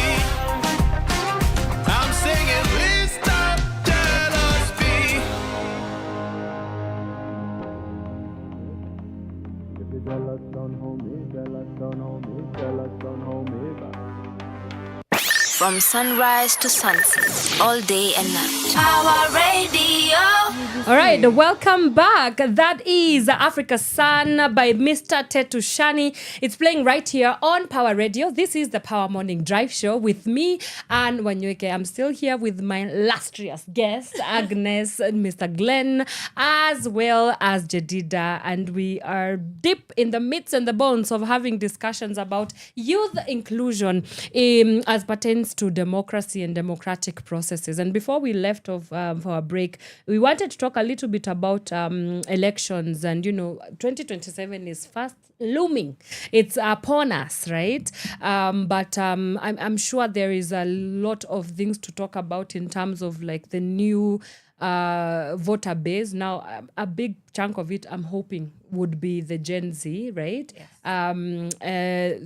Do you see that could be a radical shift towards the outcome? Do you feel like that might redirect the outcome of the 2027 elections, and even as we talk about voter apathy, because for the longest time, young people have not been very forthcoming with, they've not been very enthusiastic with being voters and stuff like that. But I think with the Gen Z protest and 2025 also protest as well, there has been a sort of radical shift with that. So let me start with you, Jedidah.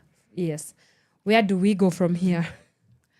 I think youth apathy is as a result of youth disenfranchisement, which is the total systemic disinclusion of youth in any national or whatsoever political ongoings.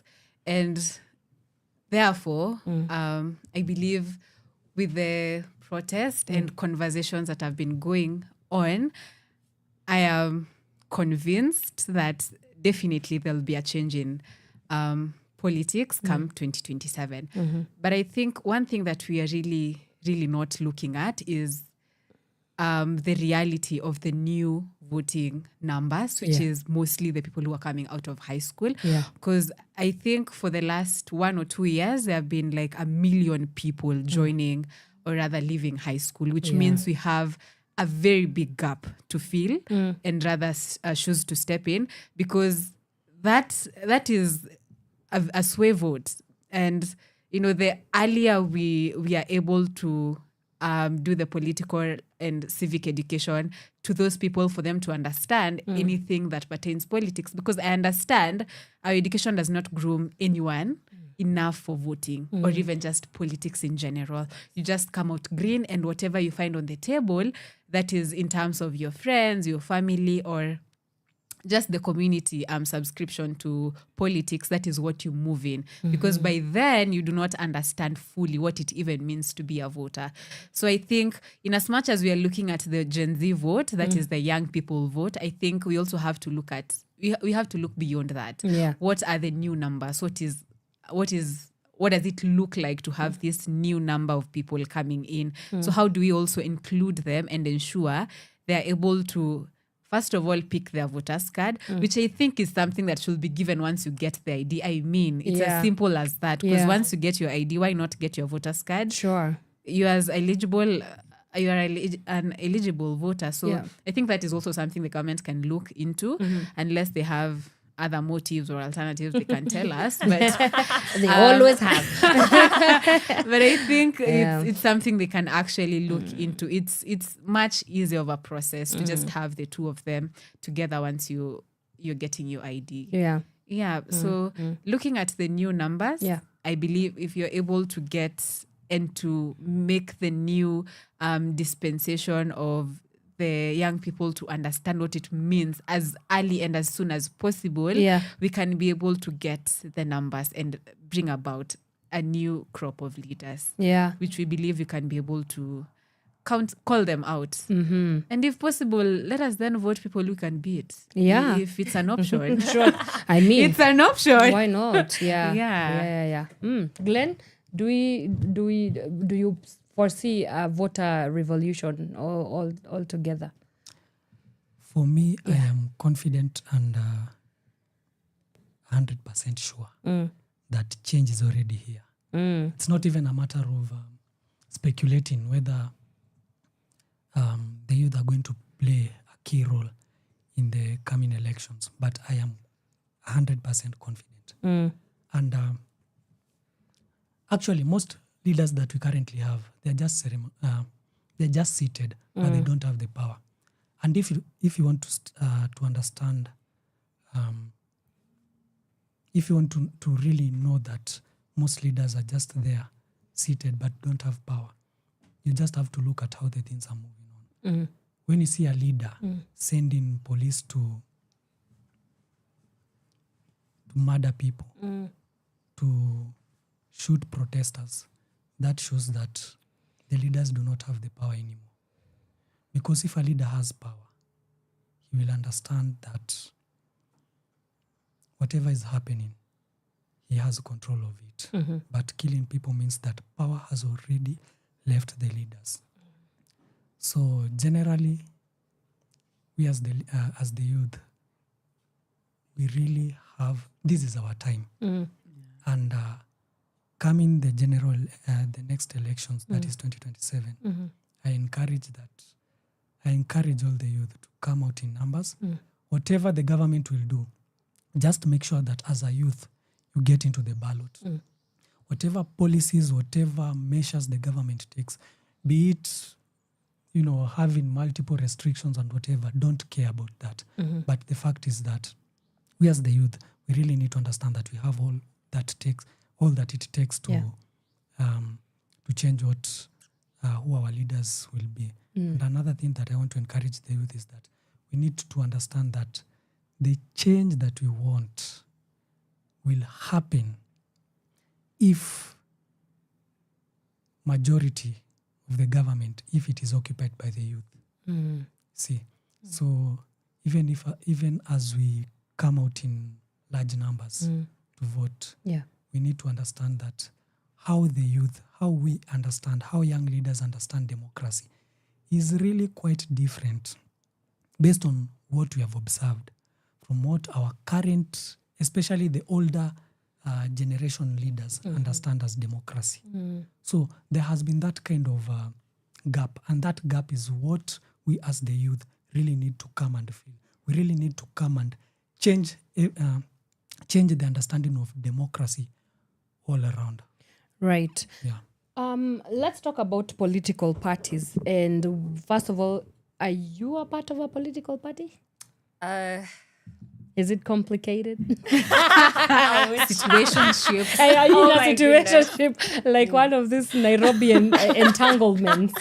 I do not share the views that the political party have anymore. So I think I'll research on how to check myself out. All right, but you were part of a political party. Are you part of a political party? Not really. You? At the moment, no. At the moment, no. Yeah. Okay, so because you've been a part of a political party, I want to start to touch a little bit about, whether political parties are helpful in terms of opening up the entryway for youth participation in democracy. And I have a lot of conversations with young people who are part of political parties, who are also serving as presidents and secretary generals and basically leaders in the youth wings of major parties in the country. And they share with me their frustrations about how ceremonial these youth leagues are. So let's talk a little bit about how can political parties, one, create, the space, right, for meaningful participation, but beyond that, they need to stop being ceremonial. Yes. Yeah. And you can share with us your experience. Even as a you political... won't judge me, guys. No, we will not. It's a safe space. So I think I became a member of a certain political party. Which you would withhold their identity. I withhold their identity. Join a Subaru. Okay. Anyway, Mambaru. I think it was just to sign.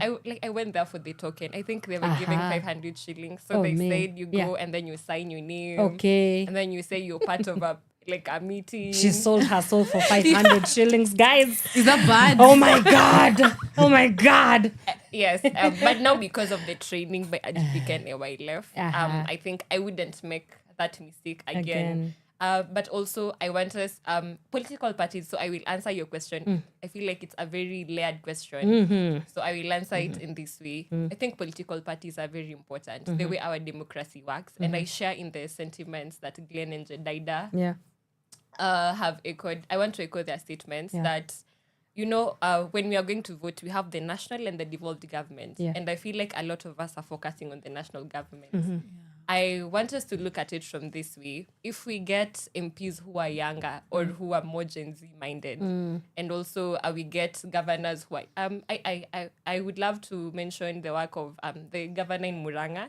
They have like the first county to have a digitized public health record. And I think that wouldn't come if there was no good leadership, no matter his political party at the moment. But if we are able to, like, yes, the president is the sun, but at least we can aim at the sun. If we reach the moon, 50-50, we can work with that.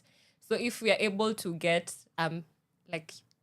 like-minded people in other spaces, also for MPs, so that they can check the government, put it in check. They're not just ceremonial people, as we have seen before. As far as the youth wing of political parties are concerned, so now my experience is that I feel the youth in the urban areas and the youth in the mashinani are very different. Right. For me, I feel the youth in the mashinani are more active. The youth in the urban areas are, politics it's boring. Or it used to be like that, but now we're changing the narrative.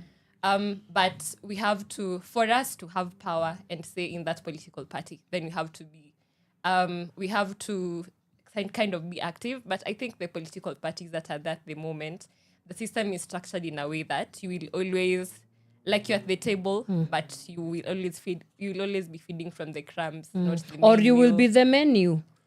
Yeah. Yes, you are the food. So if we can form a political, I know we say we are leaderless, but if we look long term, even in democracies that have worked, if we get a good political party and we have structures, and we know this is how we're going to group people, this is how we're going to recruit people, like Jedidah said about the people who left Form 4, and we have a very strong leadership, I think we will be able to create a more long-term thing. Because what is the goodness in having a good president for 10 years? Then we have another bad one who will ataeka tu mchanga kwa all our white clothes. So there's no need for that. So if we start thinking about it long term, I think the youth, we should come up with a political party. I know it's going to be hard because we don't have the we have the political power, yes, but we don't have the economic power. So what can we do to get that? Because these other big people, they have mullah. They've been because they're older, they've been doing shady businesses, and so we can't compete against that. Correct. But parties are important, very important. Anyone wants to jump in quickly on that? I think with political parties, understanding how the Kenyan context is, I think they keep on shifting ideologies, which, for example, the ODM, it was a movement before it became a fully fledged political party. So I think it all circles back to we as the voters. How ready are we to just, stand our ground? Because as much as we want to play the tribeless and the leaderless cards, as Koigi puts it, when the chips are low, we always subscribe to our tribes because all factors constant, we all come from a tribe. So, and we understand how, volatile our politics is. When things are, when things go left, that is what they do. They just subscribe to the tribe. And considering we keep on, playing the cards, we are tribeless and all that, it sort of gives them a ground for them to play the cards of divide and rule, because it is also a system that has been used in every political, I think, political campaign and also in a voting year. There's always that divide that they do, which we cannot be able to tell if you're not very keen on politics, but it is always there. Whether it was in the 90s, whether it was, in the post-election violence, it's always there, because our division, that is where they thrive. But in our unity, that is where they fall. Yeah. Yeah. All right. So you want to jump in? Yes, please. Maybe just to add on to whether political parties are important for the youth. I think they are important, but I think at the moment, first the focus should be on how are we going to be changing how things are working. How are we going to just ensure that basically, as my friend here has mentioned, even without economic power, that we still have a voice that is projected and that makes an impact. That means we have to rise from the ground as youth. And one thing that we need to understand that as youth is that we need to be really careful when it comes to joining political parties, because it's as youth, it is not about conforming to what is currently there. Actually, conforming to most of these political parties is what dilutes your leadership as a youth. And I think I won't mention names, but we can see Inject. several yeah, we can see several. We are next to State House, please. Yeah, we can be able to see several examples of young leaders who have been called or even absorbed into certain political parties, and their voices have been diluted and silenced. You see, what happens is... Do you mean Kasmal? No, sorry. Kidding. Not kidding. Yes. So basically what happens is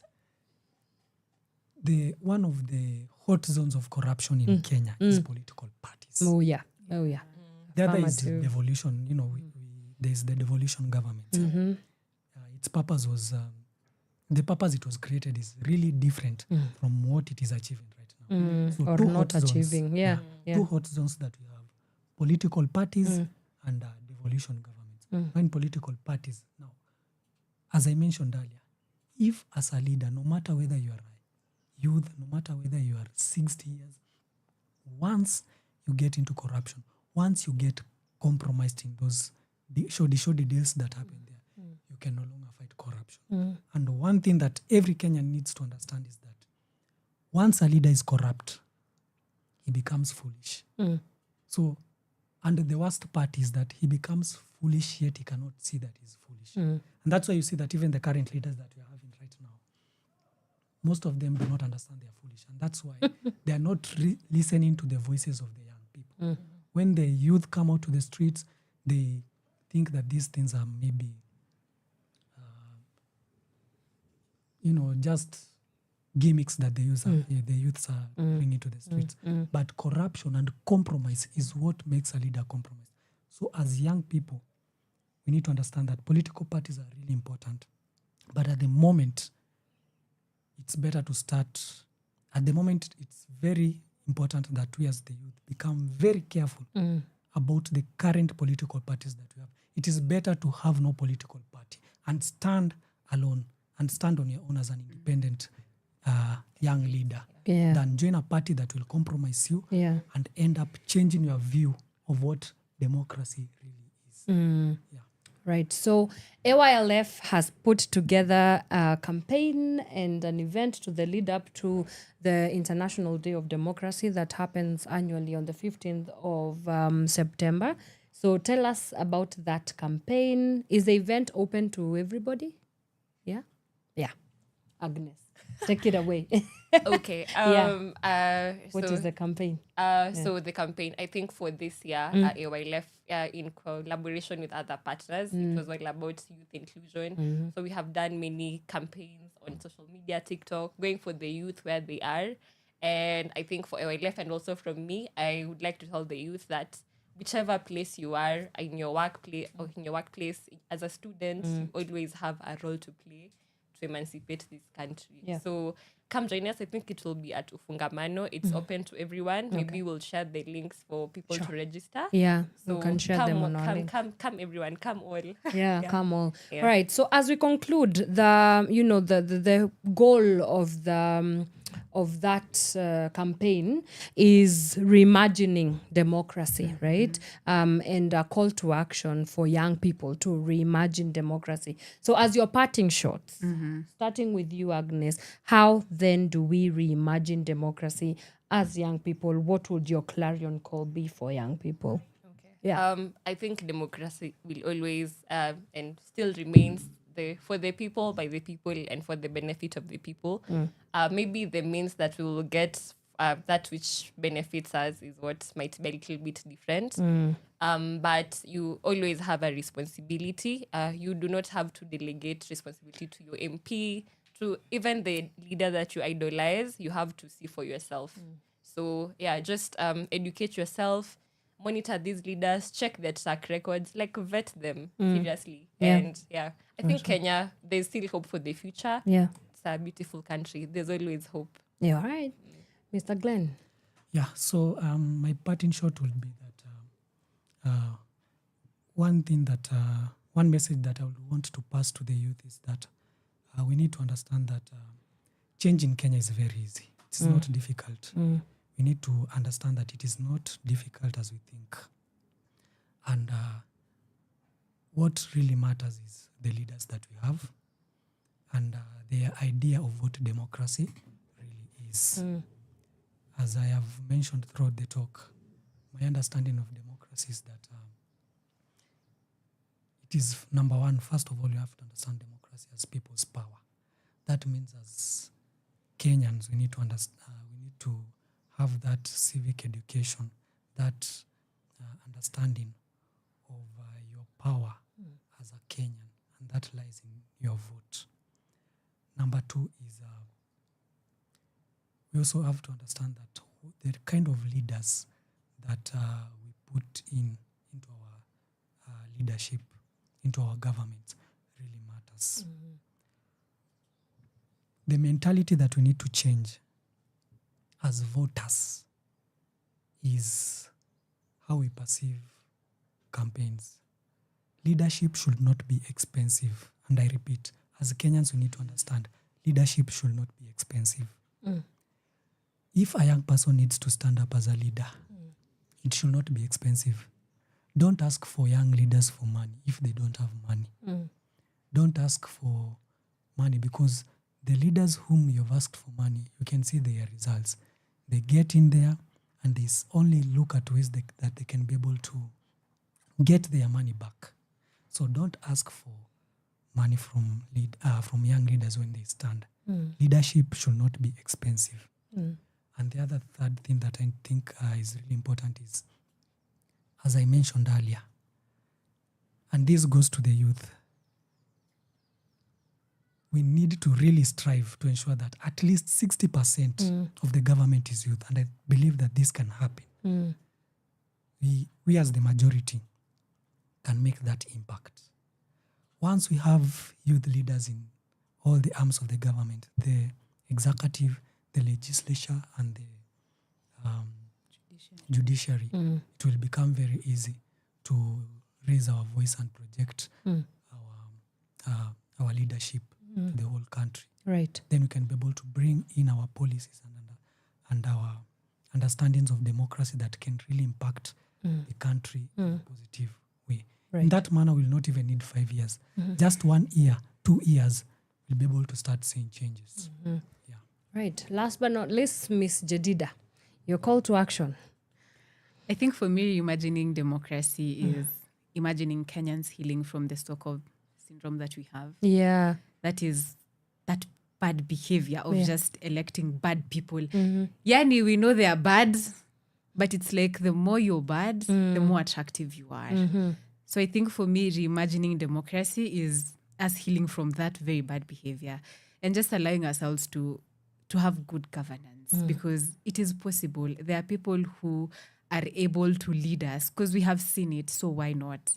So I think reimagining democracy is just us allowing ourselves to do our part. Because once we read the Constitution, once we understand how it works, once we're able to, be able to step up and do our political and democratic work as citizens, I think leaders do not have any other thing other than also stepping up and doing their job. Yeah, that's all from me.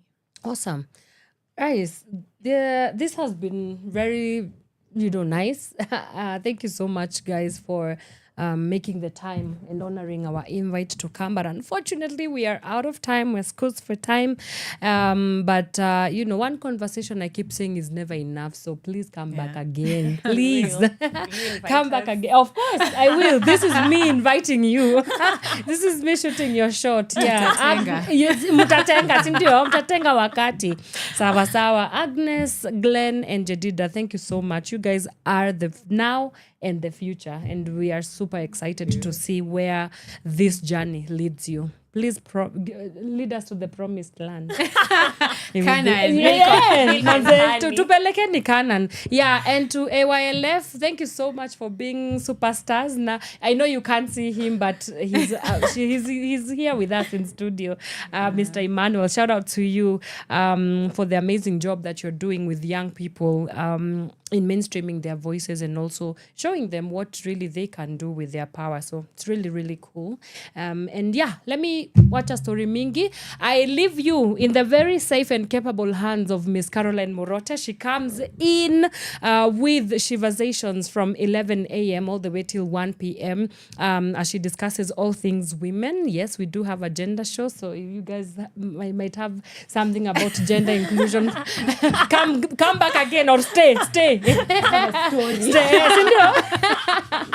Yes, and then later on we have something special for our hip-hop lovers. Our dynamic duo Elijah Mose alongside DJ CJ Kenya come in with Gift of Gab from 4 p.m. to 6 p.m. and they will tell you all about what is happening in the hip-hop scene in Kenya. But that has been our time. Thank you so much to each and every person that was able to tune in and engage us online, like Mr. Vincent there. Asanteni sana. We do this again on Friday. And this Friday, I shall be joined by Joshua the poet. He has an upcoming poetry showcase called Get a Job. Now, from where, I do not know because Serikali is idea. But you have to come and watch the show on Friday from 8 a.m. as we discuss Get a Job, the poetry showcase. But until then, it's a goodbye from me. Thank you so much for sticking around with us, and we will see you on Friday. For now, it's goodbye. Take care, but keep it tuned to Power Radio. Bye for now. From sunrise to sunset, all day and night. Power Radio.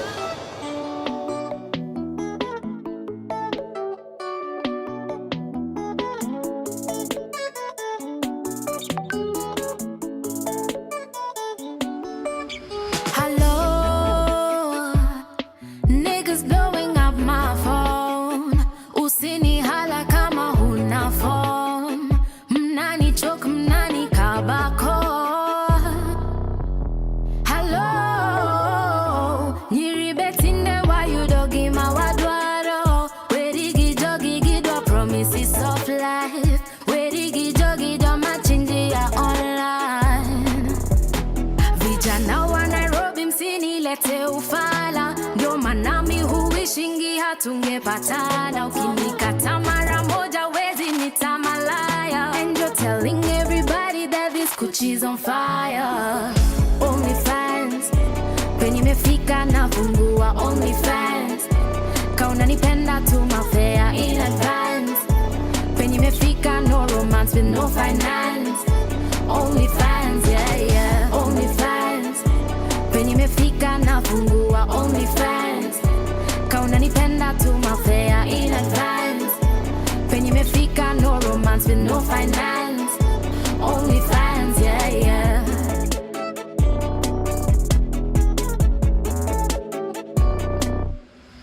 Hello, ladies blowing up my phone. I keep hearing you are so bomb. Wakituma fare twakuja kwako.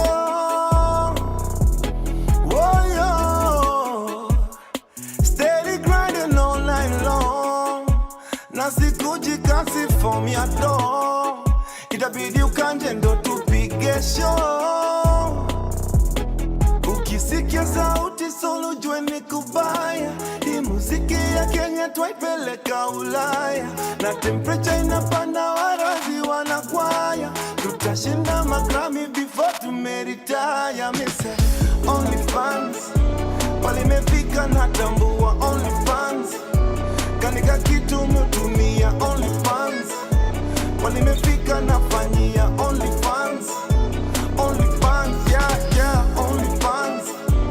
walimefika na tambua OnlyFans, kanika kitu miutumia OnlyFans, walimefika mutambua OnlyFans, OnlyFans, yeah, yeah.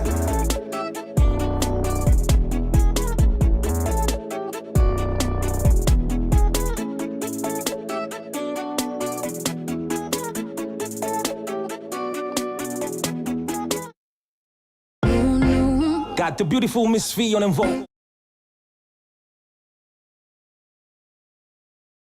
From sunrise to sunset, all day,